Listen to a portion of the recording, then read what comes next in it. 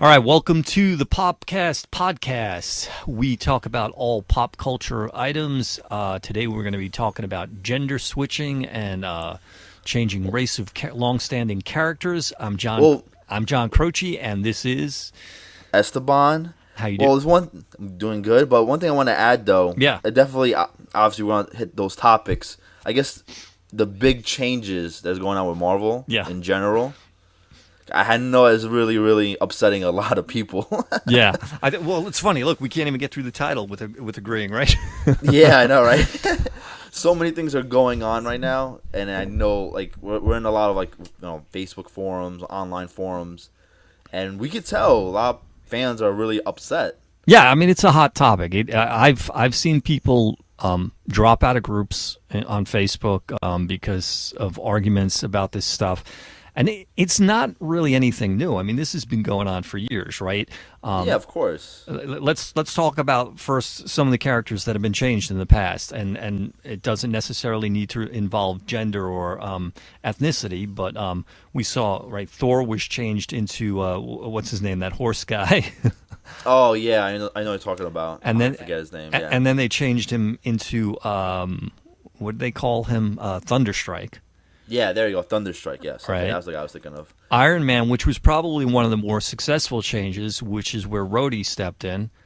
Yeah. So we had a black Iron Man, but For a while. The joke of it kind of was that you didn't really know he was black. I mean, when you read the Secret Wars, which is around the time that this happened, no one knew.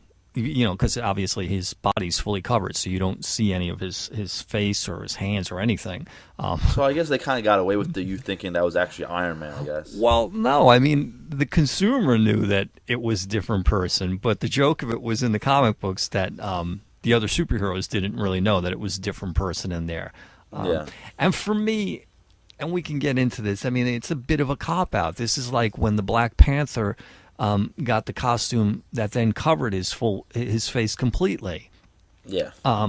It was a different time, so there's, I guess, a little bit of you got to forgive him for that. But it was like saying Marvel was saying, okay, we want to do a black character, but we're afraid that white people won't like him because he's black. So let's cover his face completely so that you can't really tell that he's black. Yeah, so you don't identify with race when you're looking at him. Right. This is a guy in a costume. Now, and I get it. I mean, I get it. I know that racism, thankfully, at least in the world I live in, it's less now than it was 25, 30 years ago.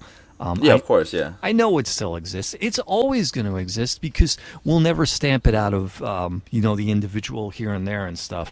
But I wasn't born in that world. I grew up in New York City, and I always had friends from all different groups, and so I enjoyed growing up. I enjoyed reading about Power Man and Black Panther and Falcon, and especially the X-Men was one of the first titles to really do it full blown when they relaunched the book, and they said, well, we're going to mix it up now. We're going to go from 5 white characters, and we're going to bring in as many different ethnic groups as we can. Yeah, of course, Storm. Right, they had Storm, and Sunfire was in that first group from Japan. Jubilee. Jubilee, came later on. And they had Nightcrawler, who was from Germany, and Colossus, who was from Russia. But still, aside from Storm, you still had a primarily white group. Well, don't forget, Wolverine is Canadian. He's Canadian, right. And then I always forget his name, the original guy, the American Indian character who was killed after a few issues. Oh, I don't even know. That's a little too far back, I think, for me. Well, you probably know they brought him back in a sense, although I think it's supposed to be his brother, with X-Force, and he looks the same. Oh, Warhawk? Right, that's Warhawk, but the original one, I can't think of his name. Yeah, so the original one, he came in at 94 when they brought in the new team, but he only lasted for like 3 issues. He was killed. Something happened with a plane or a ship. He was riding on the wing trying to save the team, and he died that way. A heroic death. Yeah. And then, of course, later on we got Bishop. Oh, yes, he's a big fan favorite now, Bishop. Right. So it's nothing new. I mean, they've been doing this for a long time, and they do it when books get stale. I mean, it's done for the same reason we see Death of Superman or we see Batman's back being broken. They want to breathe some new life into the book, and sometimes being controversial is the easiest way to garner some interest towards your product. And, honestly, that's what Marvel does, is create some big controversy, get people all excited for the book, even though they love it or hate it, and then it just sells. That happened with Superior Spider-Man when they killed off Peter Parker. Oh my God, people were just upset. They were like, "How could you do this?" They were just going nuts. "I hate you" to Dan Slott, the writer. Yeah, they were just going like crazy. And guess what happened? Superior Spider-Man became like one of the hottest selling issues recently. Right. Just because of that whole entire controversy. And people who hated it, they still bought it just to see. Well, right. It's almost like, just to look into it. It's a train wreck. It's like you want to see what's happening. You can't look away, even if you're offended or annoyed, or you don't want it. You want to see how they're going to do it. You want to. It's almost like people want a little bit of. They need some ammunition, so they want to read it to say, "Well, this sucked because this X, Y, and Z, they whatever, wrote it this way or whatever." So it's it works. It gets them a boost in sales. But look, everything that's been done gets undone, right?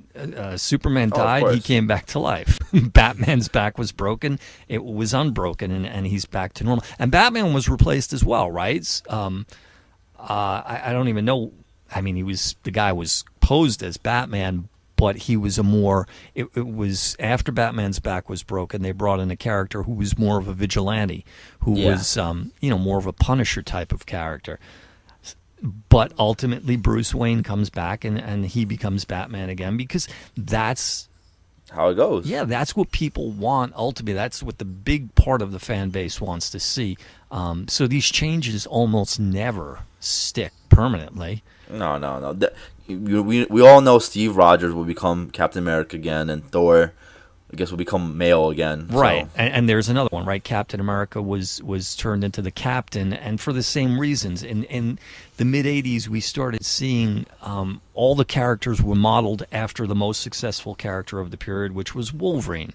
Yeah. So, which is the same thing. It's a stupid change. Just because Wolverine was so loved by fans at the time, it doesn't mean that we want to see all of our characters behaving like Wolverine. Yeah. And that's exactly what they did. They said, well, what if Captain America was more of a vigilante? What if he was more of a badass and not such a goody two-shoes? But it doesn't work, because that is the essence of Captain America. That's what we've embraced about the character. So for me, I mean, that's what it is. It's what you embrace about the character. My personal feelings are, it's a gimmick whenever you change something, whether it's just changing to a different personality type, changing the ethnicity, changing the sex of the character. It's all a gimmick. It's just done to get people's interest. Back in. Yeah, and now I don't want to overlook, because I understand America is a very different place than it was 50 years ago, 60 years ago when these books were being written. You had a largely white population, and that's who you were catering to. So that's why nearly all... it's all about demographics. Right. That's why a lot of people complain about not having a lot of female lead characters. Right. But you have to forget, back then the whole entire demographic was males reading it. And still to a degree. I mean, I know. I mean, now it has changed. Don't get me wrong. Now it has changed, and now we're seeing more female characters like Miss Marvel. Right. And then other characters like that. The whole entire female X-Men group, the comic book series just came out. Now we're seeing a big step in change. Well, and I think that there's been a lot of changes in our society. One of them being women, girls are a lot more involved in sports now than they were in the past. Oh, yeah. But when you take comic books, I think overwhelmingly it appeals more towards boys than girls. I think that now, more than ever, there's more women than ever before that actually read comics and are into the genre. And that's because of the exposure, right? You have so many movies out there, and Women love to get involved in the cosplay. Yeah, of course. Right, probably. Well, no, not in that, but just like, fathers that were into the comic books in the 70s, 80s, now they're fathers and they have daughters now. Right. And they actually showed the daughters, hey, this is one of my favorite hobbies, pastimes, and expose the daughters. And I think that's what really happened with the fathers of past generations. Hey, take a look at this. And now we're seeing a lot more women, I guess, in this culture now. Right. So there's been a big change there. And for me, I mean, it's the same thing. Look at the X-Men in the 80s. The group, it was almost funny that it was called X-Men, and I know that's a generic term, but the team was largely women. You had Rogue, Storm, Psylocke, Kitty, Jubilee. I mean, there are copies of that book where the team is by far more women than men. That didn't make me stop reading the book at all. I mean, I loved the book. That was one of my favorite eras. So again, I'm not looking at ethnicity or sex or any of that, but I don't like seeing these changes done, which primarily come out of Hollywood. Like you said, it's just gimmicks. It's a gimmick. That's all it is a gimmick. It's the same as killing a character or breaking a character's back. It's a gimmick. And if you really have any background in comic books, you know that it's going to be undone because it's just being done for the shock value, and they're going to ride it out for as long as sales are good. And then as soon as sales start slumping again, they're going to take it back to where it was. Yeah, especially that's why I'm kind of annoyed with Marvel right now. Yeah, because they just did a whole entire reboot like the past 2 years with Marvel Now. Right. They just rebooted everything. So anything that was happening before Marvel Now, like with the Deadpool series, Iron Man series, anything that was going on, it just end the story, and they rebooted all the series. So, all right, let's talk about that because you're the expert on what's going on right now. Because really, they've lost me. I mean, they've lost my interest because of these constant changes. So no, trust me, I get confused because they're constantly canceling books and rebooting the books like a week later, and it's really getting annoying. And this was historically the thing that where Marvel and DC varied, because Marvel was loyal to their continuity, where DC kept doing the crisis stories.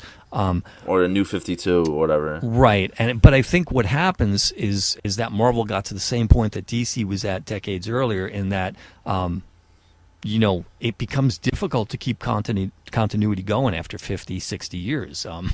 Yeah, I know there's so many stories, so many adventures, and so many themes that happen to the characters. Your fan base changes over time. Society changes, right? Demographics change. Yeah, I don't mind the continuity, to be honest, because I know there's so much, I guess, stories written about a character by different artists, by different writers. Right. It's hard to keep track, but I just like the general theme of the characters to be intact, I do want to say, I think that I've like seen... Captain America is like, about America and like have values. He's not a Punisher type character, Right. That's what I'm talking about. All of a sudden, like, Captain America's out just killing people and just becoming a vigilante. Like, that's not Captain America, Right. At least that one common theme stay present in the character. That I don't mind. Right. It goes against the essence of what the book is about. And really, it's nice as more of a what-if type story. When you do it to the main character, at least long term, then it becomes too much of a gimmick, because it's not what I signed up for. It's not what I've been reading about for however long I've been a fan, 5 years, 10 years, 20 years or longer. I want what I agreed to, what I've grown to love. I always make the comparison of food. If you have like a favorite restaurant or deli where you get a bologna sandwich, and you just love the way they assemble that sandwich, the way they slice it, and the mustard that they use and the bread that they use, and you go in there one day and suddenly they give you a salami hero, and it's like you look at it and it's like, well, this isn't what I want, and like, oh no, that's what you want, try it. And you try it. It's better. Yeah, it's better. And you try it, and it's totally not what you wanted. And they just keep trying to push that on you. Why would you do that? Why would you give me what I didn't want? This is not what I wanted to buy. Don't you understand that if you keep giving that to me, I'm not going to buy it anymore? And that's what's happened to me. I've lost a lot of interest in the new products for all the reasons you're saying. So the changes that we're seeing now, I mean, I heard Thor is becoming a woman. Captain America is becoming Falcon's becoming Captain America now. Oh, okay. So it's actually Sam. Yeah. Sam's actually going to take the mantle of Captain America. Yes. All right. Well, I want to continue on the comment you just made about the sandwiches, but yeah, go ahead. I like this is what I like for them to do. Like it's kind of like I guess how Coca-Cola does it. Mm-hmm. Like you have the original Coca-Cola, you have the original Coca-Cola that you're able to buy. Right. If you want to make a new product like Coca-Cola Vanilla, have that available too. Like have this separate. Like you can go into a comic book store. Okay, I want Captain America Steve Rogers. Right. That series is going on, or I can buy Captain America as Falcon series. Have both going on at the same time. Right. And like that's one thing I applaud for Spider-Man, the Spider-Man universe. Mm-hmm. That's what they have going on. They still have Amazing Spider-Man going on, but they also have Ultimate Spider-Man going on as Miles. Right.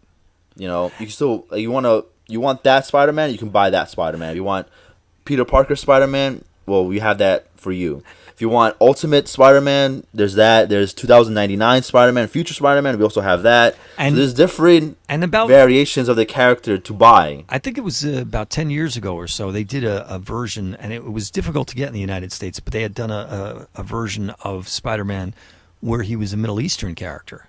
Yeah. And it was, it was a total reimagining of the character to appeal to that market.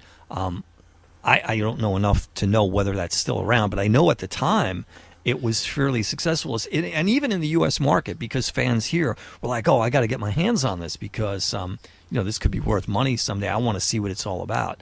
Yeah. But like you said, they didn't replace the original with that. They just did it as another product, and they gave you a choice. That's what I'm kind of annoyed about. Just give us a choice of the product. And also Scarlet Spider-Man, he's from Texas and he's swinging around in Texas. So it's kind of like more, I guess, South Spider-Man. If you want that type of Spider-Man, there you go. Like, they just give you options to buy and not just eliminate all the Spider-Mans, just push you. Here, this is the Spider-Man that you're going to read. Right. End of story. See, I've actually, in my discussions online about these things, I've had several people call me and others with this type of opinion racist because, we didn't want to see the Human Torch become black in the next Fantastic Four film. And that's not what it's about at all. I mean, it's not a racist thing. It's about, I love those characters for who they are. And I know a lot of groups cling to their ethnicity, but yet I feel as a white middle class male, to a great degree, I'm losing my identity because it's almost like I'm not allowed to cling to that. I'm not allowed to be proud to be white or proud to be Italian. And I embrace Johnny Storm for his whiteness and his kind of juvenile behavior, and his relationship with Ben Grimm. And by the way, Ben Grimm is one of the few Jewish characters that the Marvel Universe has. So all of those specifics that make that character, that's who I signed on for.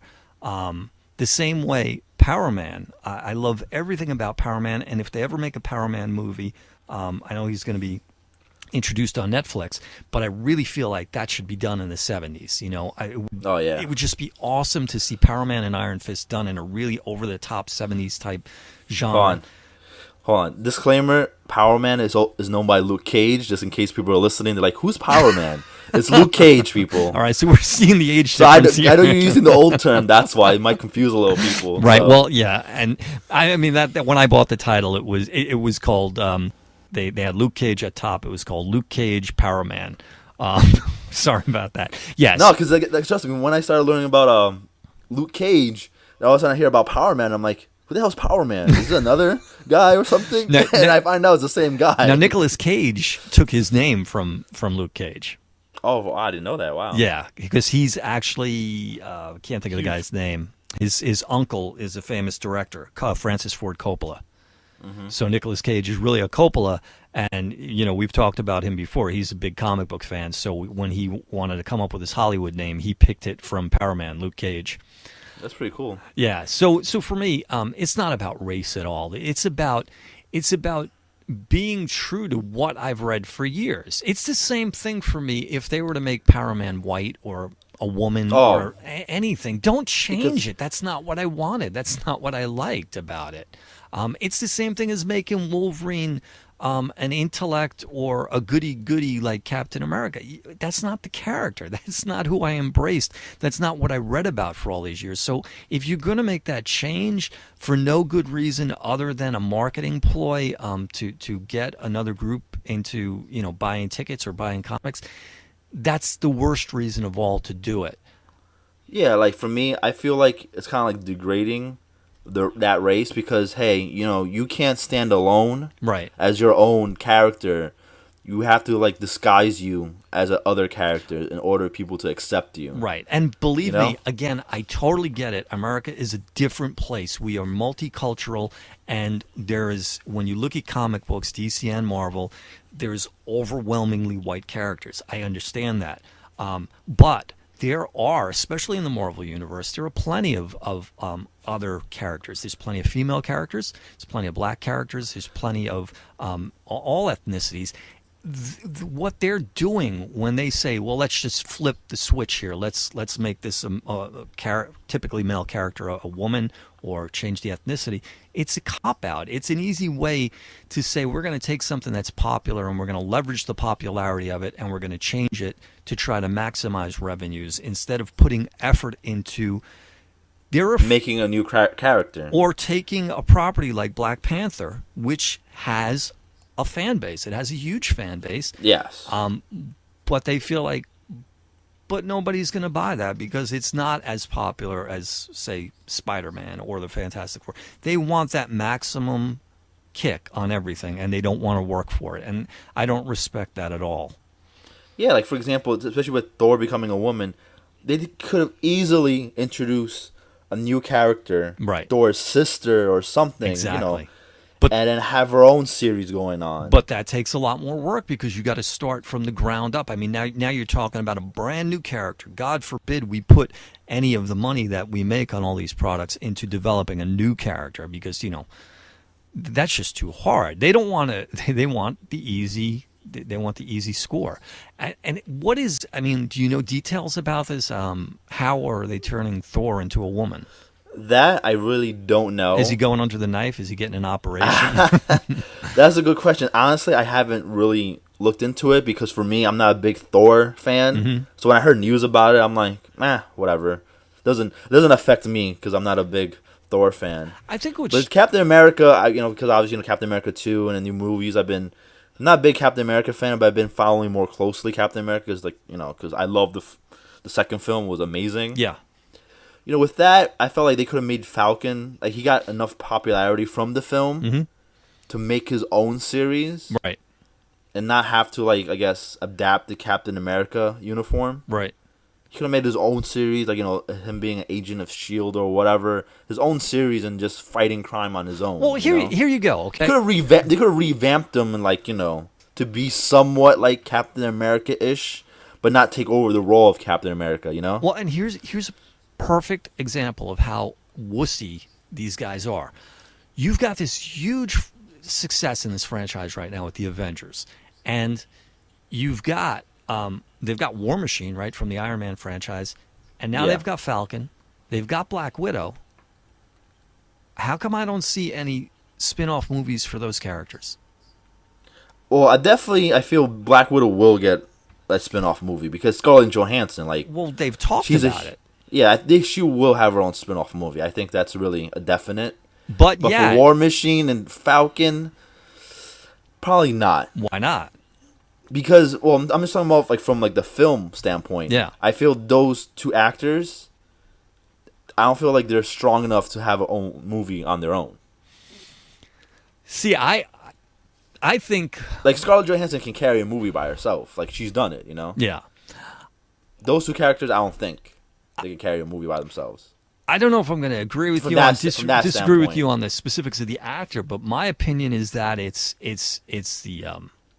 Hollywood. It's the people in charge. Again, they want the easy score. I mean, here they've got this wildly successful franchise, and they're doing spin-off movies of Iron Man, of Captain America, of Thor, and yet they're these other groups that they want to satisfy whenever they do this switching, they don't make a movie. That doesn't make sense to me at all.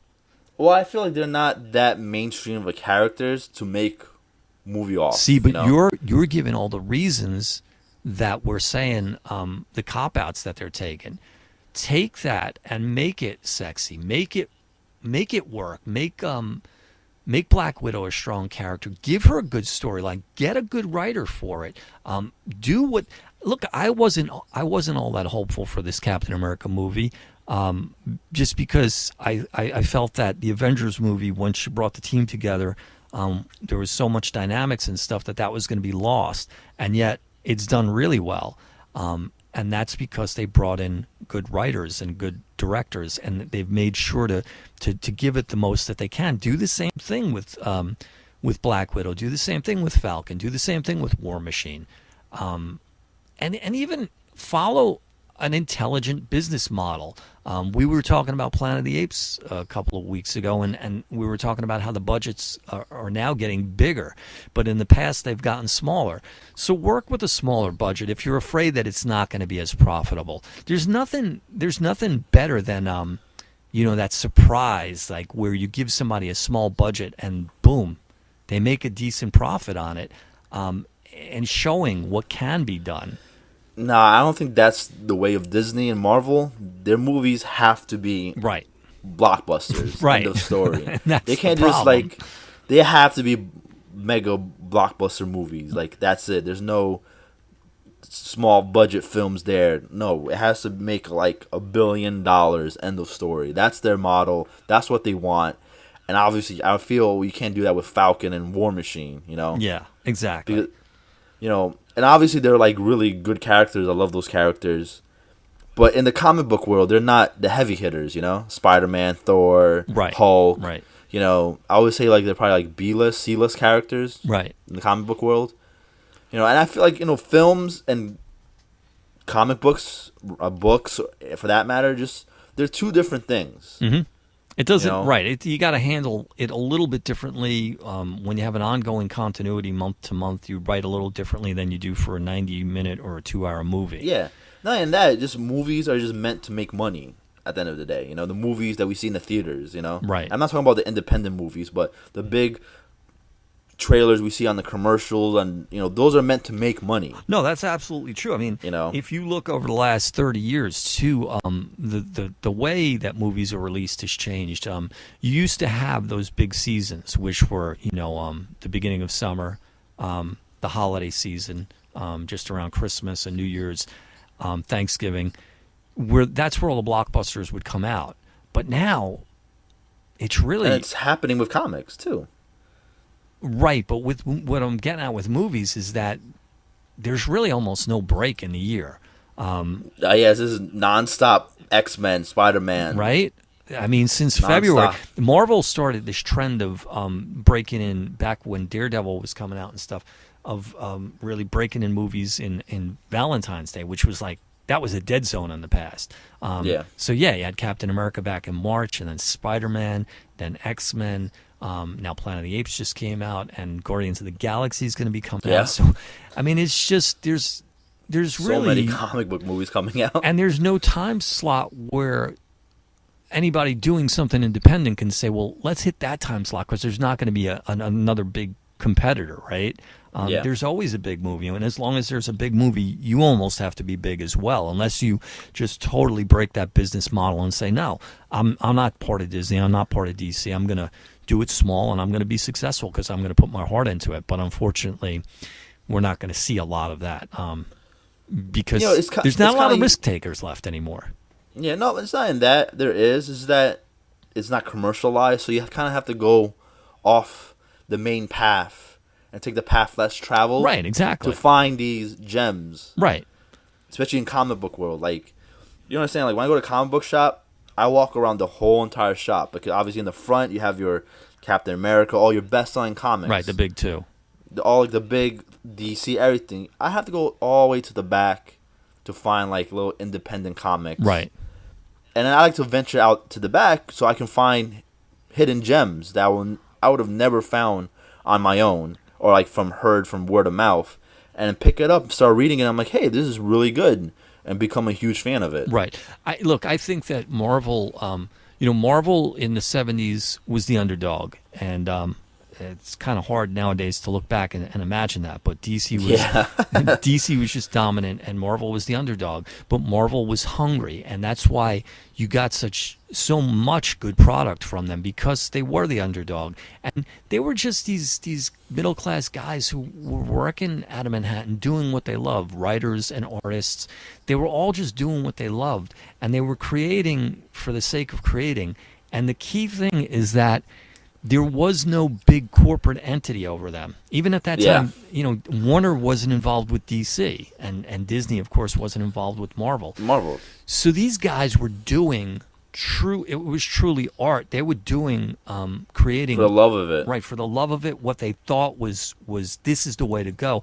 Nowadays, you can't get that, because once a corporate entity becomes involved, there's too many, everything's done by consensus and demographics and what's going to bring the money in and stuff. And that's, quite frankly, that's shock value and controversy. Yeah, shock. I hate when shock is used, no matter what it is, whether it's art, whether it's news. I can't stand when shock is used to leverage eyeballs, because it's the cheapest thing, and I find it so offensive. I won't even, if I find out that what you're doing is done just for the sake of shock, that's it, I'm done with you. I have no interest in your product. Yeah, of course. So we're seeing a lot of this gender switching again, and ethnicity changing and stuff. There's the people, like I said, who are all for it. And people against it, huge against it. there's clearly two factions here. I'm not, like, for me, I'm not against Thor becoming a woman. Like I said before, it should have been just written like Thor handing off the hammer, maybe, right, to his sister, or something happens to Thor, and then his sister has to pick up the slack or something. Right. The thing I don't understand as well is that historically you've seen these type of things done when sales were at like an all-time low. Clearly, the Avengers franchise is alive and kicking right now. I mean, it's probably more successful now than it ever was in the past. I'm not sure if the Thor comics were selling or anything like that. Well, I think I have a huge Thor collection, and mostly. I'm talking about the recent. No, I understand that.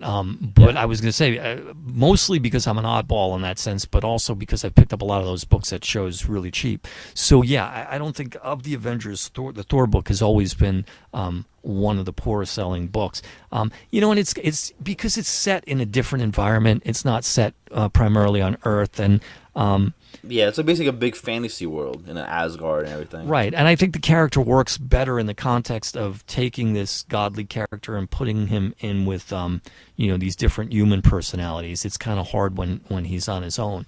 And there's a good example where what's lacking in the book has nothing to do with the ethnicity. The same thing could happen with a black character or a female character. It's because of the essence of the character. And I think from an artistic standpoint, you should really accept what the limitations of the character are. But unfortunately, that's not how corporations work. Corporations are always trying to figure out, how are we going to make this more profitable? Yeah. And that's where you end up with turning Thor into a woman, which is just stupid. Like you said, it would work better to hand off the hammer for some reason. And even then, I keep saying it, even if they did it that way, it's going to come back to the same Thor that we've always known. Yeah, he's going to become Thor, the Thor we always known. And same thing with Falcon becoming Captain America. This is going back to Steve Rogers after a while, Right.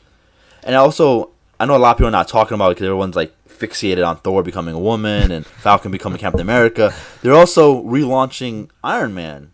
It's going to be called Superior Iron Man.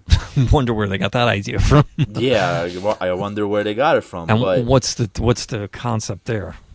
Well, I use the word concept very loosely too. Yeah. Well, I know like the first Marvel Now Iron Man series was really bad because I'm a huge Iron Man fan. I was collecting the series and I stopped around issue 10, 11. Yeah. Because it was really, really bad. It was written like I didn't like it. I wasn't really enjoying it, and I was kind of actually at a point forcing myself to read it, just because it was Iron Man. And that's the worst. I mean, I've. And then I finally couldn't do it anymore. Now, like around issue 12, I'm like, I don't care anymore, and then I just stopped reading it, and I haven't missed it since. So that tells me a lot. If I haven't missed or like was wondering, I wonder what's happening. Well, what I was like, what's happening in the series now? I can tell you like it was really badly written. Right. So they're relaunching it, obviously for obvious reasons, into a new series called Superior Iron Man. They're moving Tony Stark's from New York, his city, to San Francisco. I wonder why again, because that's where like Tech Valley, Silicon Valley is. Mm-hmm. I guess they try to more modernize him, and his new suit. People have been calling it the iPod suit. It's not his typical like red suit, red and gold suit that we're known to see all the time. It's gonna be like a white suit. So basically, it looks like an iPod. It reminds me of an iPod. Right. That's what everyone's calling it, the iPod suit. And they're moving him from San Francisco with the iPod suit. And they said they're gonna change him. They're gonna change his personality. Ugh. He's gonna be more of like a darker character. Jesus, I mean, changing the colors and moving him out of New York, that's not enough of a drastic change. Now we got to change the character's personality, and this is the same stuff I'm talking about. Look, it's the same gimmick, like turning Thor into a woman. Exactly. Captain America. And people are not talking about it because it has nothing to do with race. Right, and this is the thing. Or gender swapping. I've seen black people upset with stories like changing Johnny Storm, his ethnicity to black. This is not about race at all. This is about I believe this is about people who read comic books who get it. You embrace everything about the character. I mean, I get upset, and I know plenty of people who get upset about this whole underwear thing with DC. Batman has always worn his quote-unquote underwear on the outside. Superman, too. And Superman, to me, it looks even worse. You can't lose the red trunks. It doesn't look like Superman anymore. And the new 50... Well, you have to modernize it, to be honest. Like, I understand at a point you have to change the concept for the character. But it's the same thing. There is... I understand the whole entire change of Iron Man. They have to make Iron Man with the time, especially he's a tech with technology guy. Right. No, that's absolutely true, but there's tweaking something slightly to keep pace with the times and keep it fresh, and then there's the drastic revamp like they did to Superman's outfit, the changes in the way the cape sits and the shoulders and the belt and the boots and the trunks. It's too drastic. I look at that and it's like, that's not Superman. That looks like that style, the style that he's in now, it just looks so alien to me. It doesn't look at all like Superman, and he looks like some punk with an attitude, and it just doesn't appeal to me at all.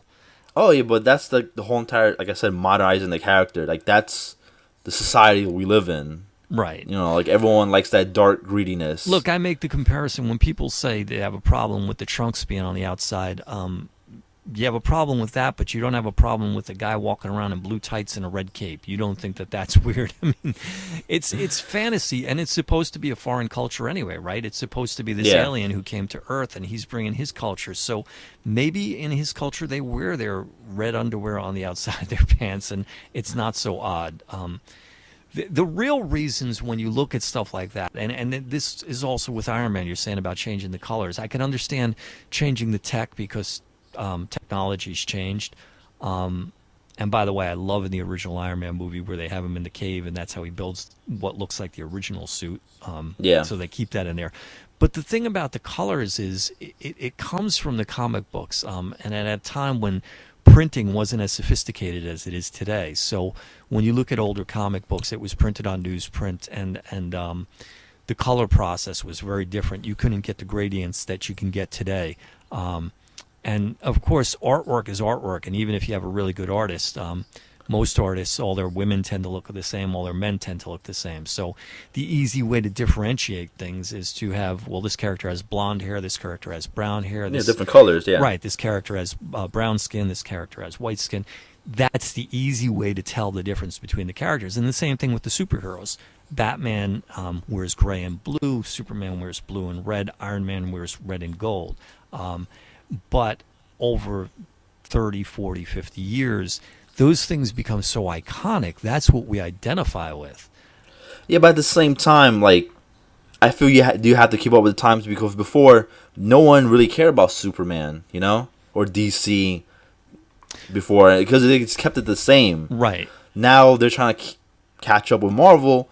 That's why they revamped their characters just how Marvel did, you know, just revamped all their characters into the modern age. Well, you know? You're right. That's exactly why it's. And what's going on with society, because, you know, society is a lot different from now, back 20 years ago, you know? Right. You know, people's attitudes change. And I feel like we live in a more, I guess, angry society, more dark. That's how I really do feel. Like, you know, it's not back in the day, I can just walk up to people and be like, hey, how's it going? Right.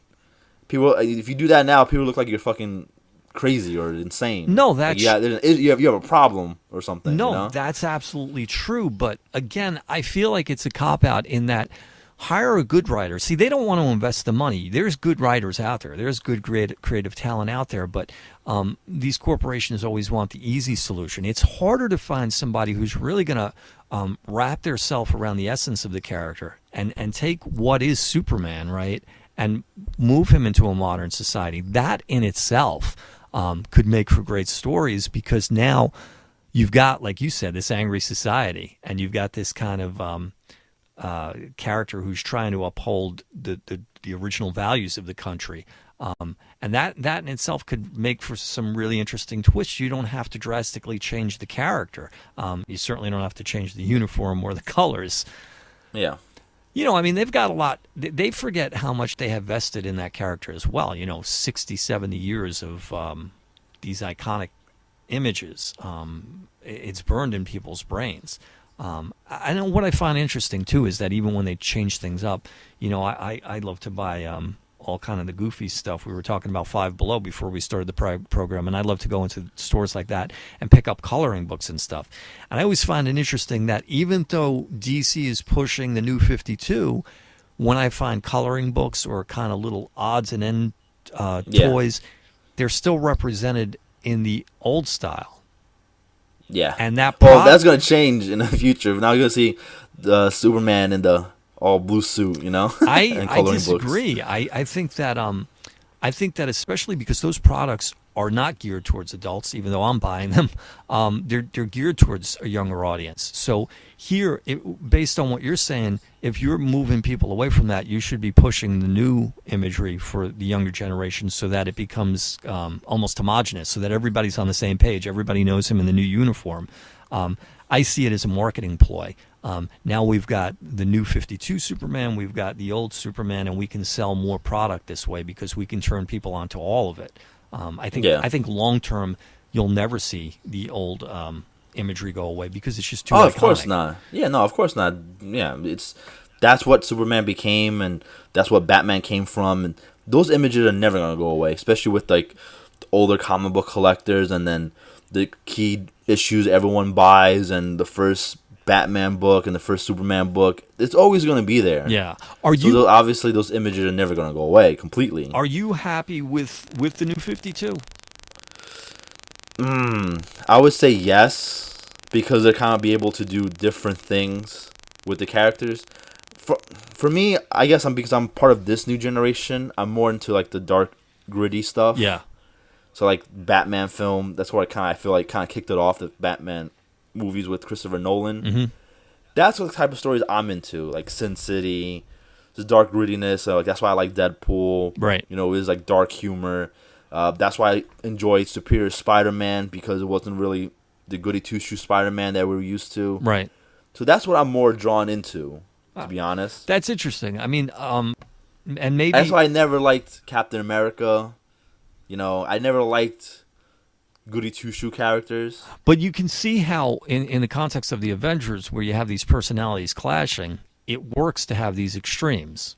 Yeah, of course. Right? If you make Captain America more of a vigilante, like they did when he became the captain, and now you throw him into this team, now you're just left with, like, you know, a team of where everybody's on the same page and they're all just a bunch of vigilantes. It doesn't become as interesting. What makes... Yeah, you need conflict to create good stories. Right. The characters need to be diversified, and this is where it kind of comes full circle, where ethnicity, gender, personalities, all of those things mix together to create interesting stories. But again, don't change it on me just for the hell of changing it. Introduce some new characters, or work with the ones you have. There's plenty of characters. Like clearly, when you take a character like Spider-Man or Superman or Batman, they've been so exploited. We know so much about these characters. We know what their personalities are, what their favorite catchphrases are, right? Favorite meals. Right. We know who their family is and stuff. But there's plenty of characters that are more mid-level, like Luke. Let's go back to Luke Cage, right? I know a lot about Luke Cage, but I don't. I mean, like, I feel like they are pushing these characters, with like the Netflix series, Daredevil. Well, right. Luke Cage and but Iron Fist. What I'm getting at is that there's so much room to expand on a character like that, his personality, because he hasn't been exploited as much. So let's get into the nitty-gritty of who Luke Cage is and, what his idiosyncrasies are. And there's room there because you're not changing anything because it's never been done before. And that's why I see those characters as a great place for DC and Marvel to go in and say, hey, let's do something with this. This is exactly what we're looking for. Don't change Thor into a woman just for the sake of it. Yeah, just to be controversial. That's a bad move. That's a cheap marketing ploy. And I'm a marketing person, so I hate when they do that stuff. No, for me, I don't really voice my opinion until I read how they did it. Mm-hmm. Like I said, if you could tell you're reading the story and just did it for the shock value. Right. You can tell right away. Right. Then I'll probably give it a upset chance about it. For me, I'm the type of person I always give everything a chance. I know everyone was upset when Peter Parker died. For me, hey, you know what? Let me see if they killed him off tastefully. Right. And then where they're going with this. Well, and that's a good approach. I mean, you're probably more optimistic. I think I've become jaded because I've seen so many bad schemes over the years. So after a while, you just expect, it's just a ploy, and they're not going to deliver on it. Because Amazing Spider-Man, Superior Spider-Man taught me a lot. Mm-hmm. Because I read the whole entire series, Superior Spider-Man, and then the new relaunch of Amazing Spider-Man, whatever. All that storyline came full circle. Right. That's what I really loved about it. And that's why I really like Dan Slott. He was an amazing writer for doing this. Because you're not going to have Peter Parker one day wake up and be like, hey, I'm just going to be more of a badass. Right. now. No, that's not. That wouldn't happen. That wouldn't happen. So it took for him to see Doc Ock become Spider-Man and how Doc Ock handles situations. Because Peter Parker was still there subconsciously, so he kind of saw what was going on, right? Kind of still at certain points of the storyline.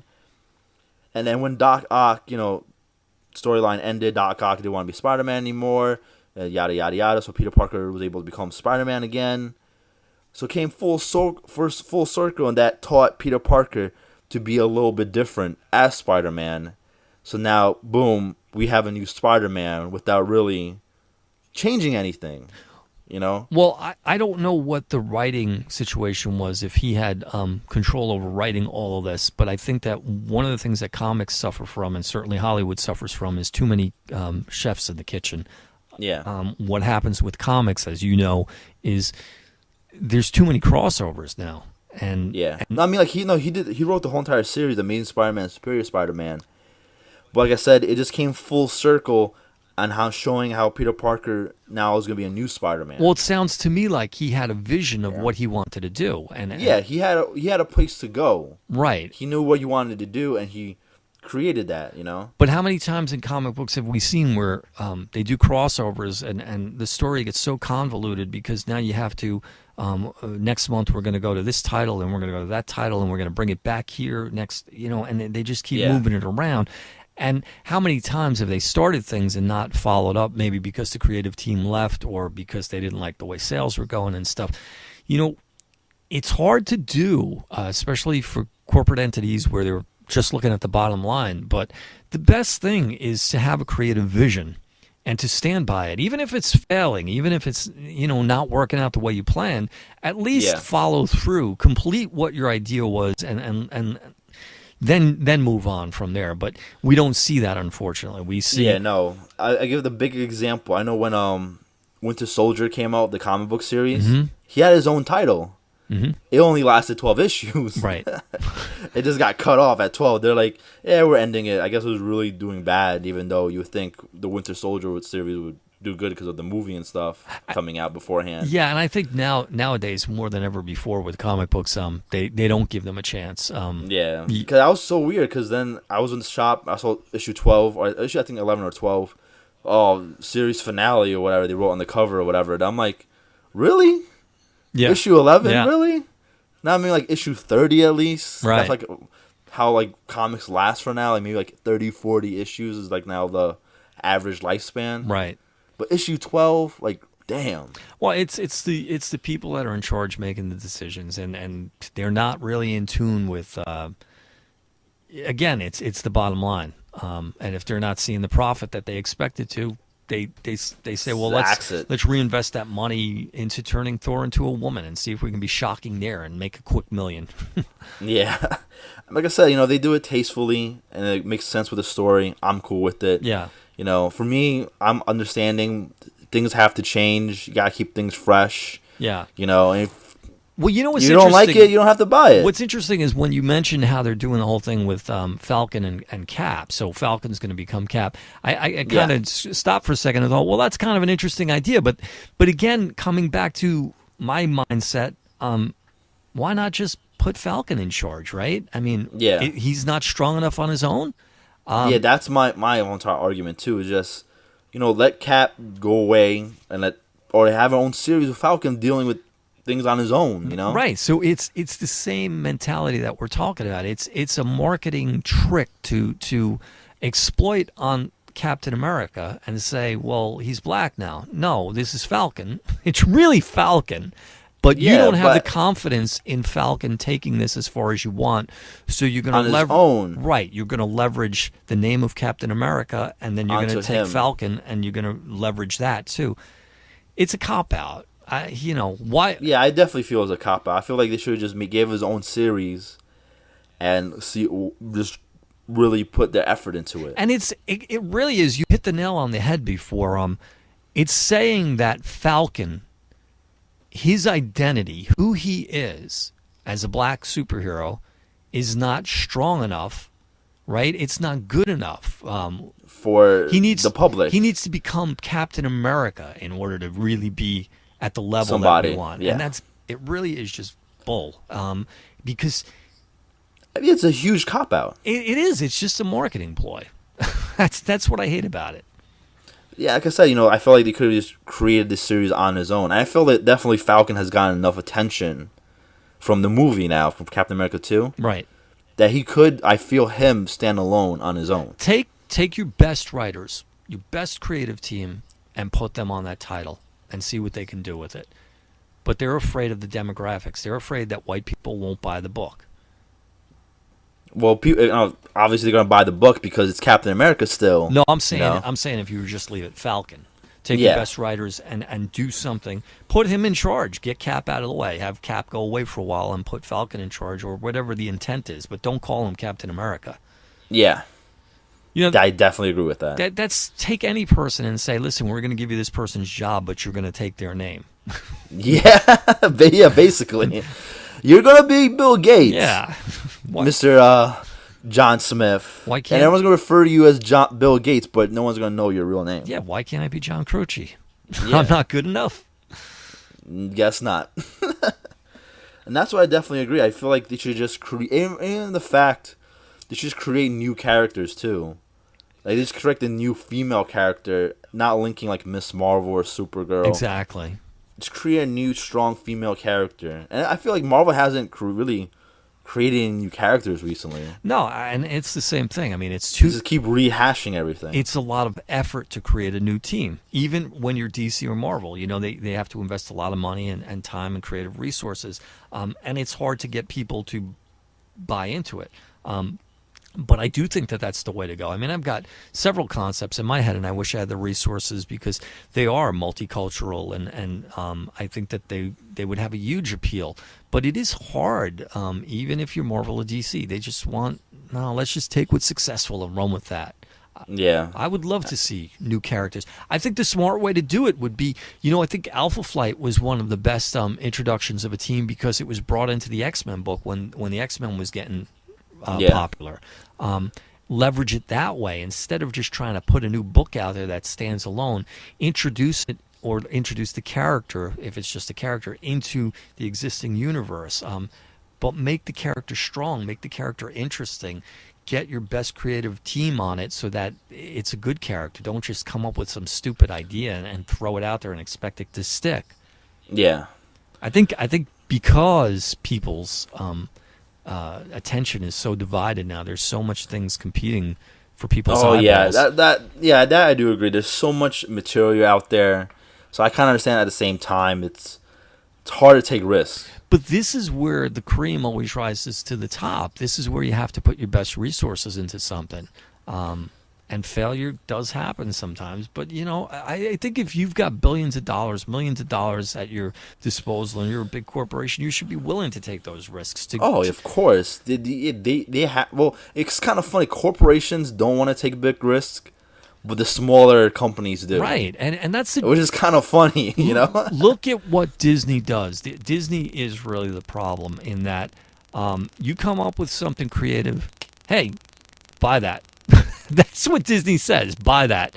Get it off the playing field. Make it part of our team. And it's not even so much for the sake of they want the product to sell it. They want the money. They want the product out of the way is really what it boils down to. I don't know if you're familiar with the little the Baby Einstein videos.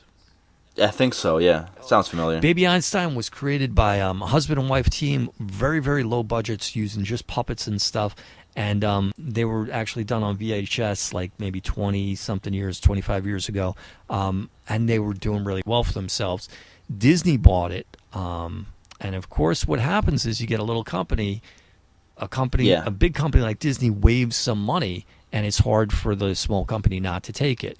So Disney buys Baby Einstein, and they change it into something completely different. See, I have young kids, so I'm familiar with all this stuff. Now there's a product called Little Einsteins, and it's an animated show. And it's really got nothing to do with those original videos, except that Disney bought the name and they tried to do something with it. But to me, this is Disney buying Marvel. Disney buying Star Wars. Right? Disney buying anything that they see as successful. Let's absorb it so that there's no competition and we'll own everything. And that is not the way to go. That's called a monopoly. When you have a monopoly, you lose the desire to really do your best. And I think certainly we're not seeing the best out of these companies now. Yeah, I'm not going to lie. I know people are going to get mad at me, but with the Star Wars thing, I'm a little upset that they are bringing Harrison Ford and Princess Leia.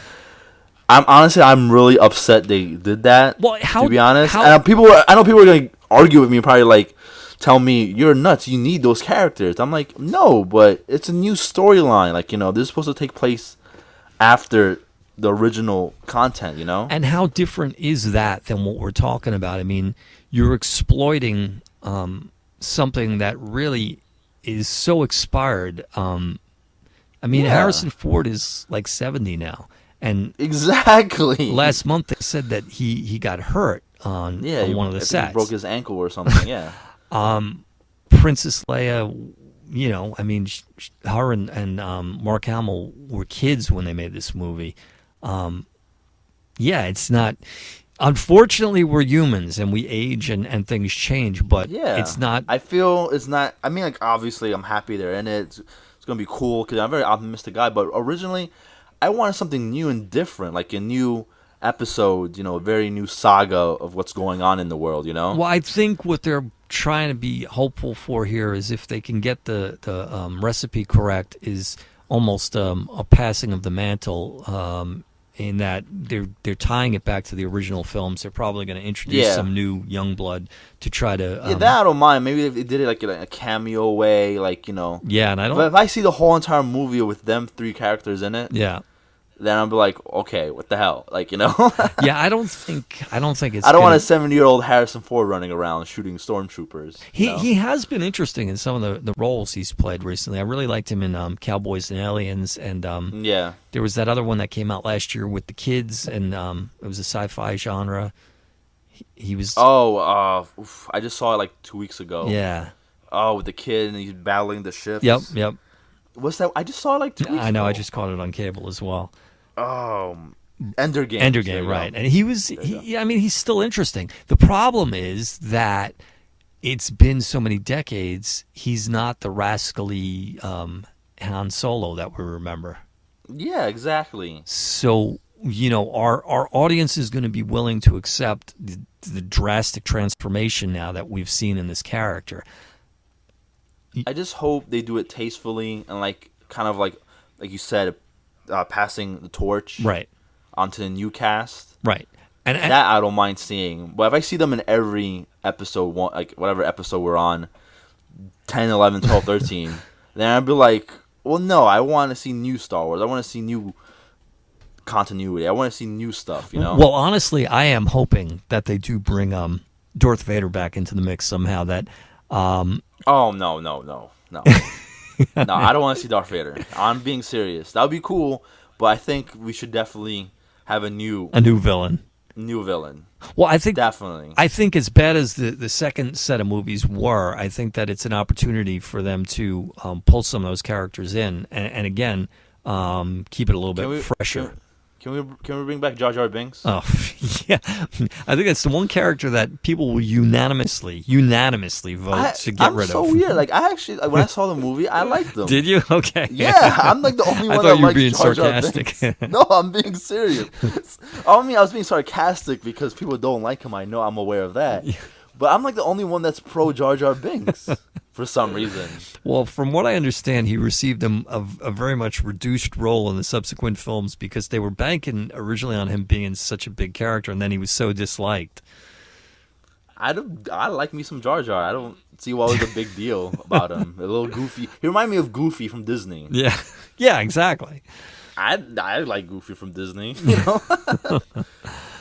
But yeah, so I think that the Star Wars franchise is a little bit easier to forgive it because we're dealing with human beings who have aged. So I think that the powers that be are trying to tailor the product now around that and leverage that original popularity.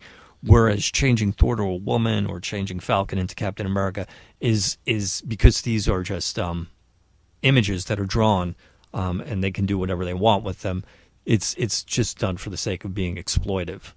Yeah, of course. Like I said, I feel it's the same way with Iron Man turning into Superior Iron Man. Mm-hmm. But people are not big. Of course, right in the forums, no one is even speaking about that, right? Well, even when you said to me calling it Superior Iron Man, not talking in the forums. Like, you haven't seen anybody complaining or arguing that. It's always the arguments are always about Thor becoming a woman or Captain America becoming Falcon. Right. And I feel that topic should be with the other two topics a big thing, but it's not a big thing because it has nothing to do with race or gender. That's it. As soon as you bring the race card or the gender card into the mix, then that's a big deal. Right. People get hell bent and it becomes an argument. Well, and like I said, I feel people should be hell bent about the Iron Man thing too. It's the same. The same sense as Thor becoming a woman.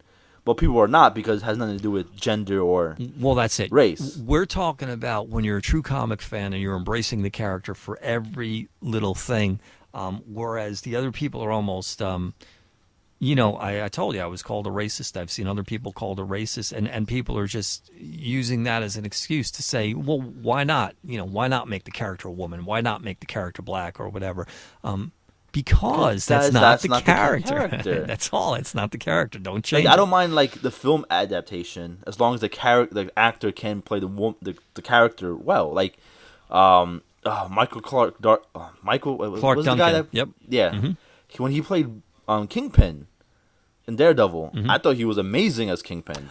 Well, and I do think that in that sense, it sort of works for a few reasons. They kept with the physical, right? He was a huge guy. The big suit. Even if you want to get down to stupid, he had a shaved head, right? Yeah.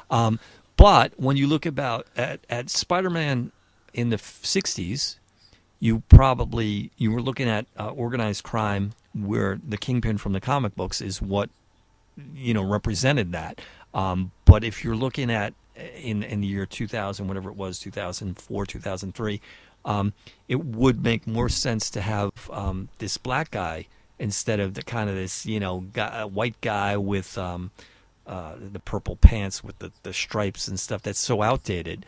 But in that sense, and this is me being a purist, I would love to see a Fantastic Four movie done in the 60s or a Spider-Man movie done in the 60s, because those are the eras that spawned these characters. Oh, yeah, that'd be actually kind of a good idea. Yeah. So, like, for me, I don't mind Johnny Storm being, African American in the movie. But I don't mind, But it changes so much because as long as he has the personality of Johnny Storm, then I won't mind an African American actor playing him. See what I would. But the problem is that the new Fantastic Four movie is not really a Fantastic Four movie. Right. They're just totally killing it. I don't know if you've been reading articles on it. No, I have. It's not Fantastic Four. It's not at all. And they're too young. Even the director is even telling the actors, don't read the comics because I'm not doing anything from the comic books. They compress their ages. Johnny's too close in age now to the rest of the team. He's supposed to be significantly younger. Yeah, exactly. And then they're all young kids. Dr. Doom is young. It's all a bunch of young kids. Again, this is not what I signed on for. This is not what I like. Yeah, and it has nothing to do with gender or race or anything. It's not the movie that we want, right. I really feel it's just like, what's that movie they made with the same kid that was in it? The kids have superpowers and stuff, and they're videotaping themselves. Chronicles, there you go. Right. I feel it's just Chronicles too, really. Well, and they're just slapping the Fantastic Four name on it just to keep the rights or something, Right, so they're trying to leverage the audience from Chronicles into this, and assuming that the fan base of Fantastic Four is going to see it anyway, where it's actually... It's kind of like what Michael Bay's doing with Teenage Mutant Ninja Turtles. My kids have seen those commercials, and they hate it, because I understand that, people who were into Teenage Mutant Ninja Turtles 15 years ago are now adults, and they're figuring, well, let's give it a little bit more of an adult edge. But there is still a kid fan base who doesn't want to see it get more gritty. Yeah, no, because because Teenage Mutant Turtle is a big thing going on. I can understand if they didn't have the toy line and the cartoons on Nickelodeon. If that wasn't going on, right, then I can understand the rehashing version, a new gritty version of Teenage Mutant Ninja Turtles. But without that movie, there's already a big younger fan base. They already established that with Nickelodeon and the toy line. Well, and I think this... So all fans, kids, adults, they're still together. They're going to look at this like, what is this garbage? Well, you see, I think that this is a big change in the mindset of these corporations that we didn't really mention either. In the past, once you found your niche, you stuck to it. Once you knew who your audience was, or how your product was meant to be presented, you presented it that way. Marvel is notorious for this as well now, right? When you go into Target or any toy store and you walk through the toy aisles, you see the same superheroes in the preschool section, then you see them for the young kids, then you see for the teens. They're trying to pitch these products for every age group now. Yeah. And that's exactly what they're doing here with Teenage Mutant Ninja Turtles. They're saying, we've got the cartoons.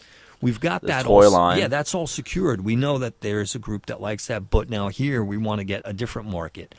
I think that it's interesting with Disney, because Disney was kind of so close-minded for years. I mean, look what they had: Mickey Mouse, Goofy, Donald Duck, right? And those characters never changed. Nothing with that changed.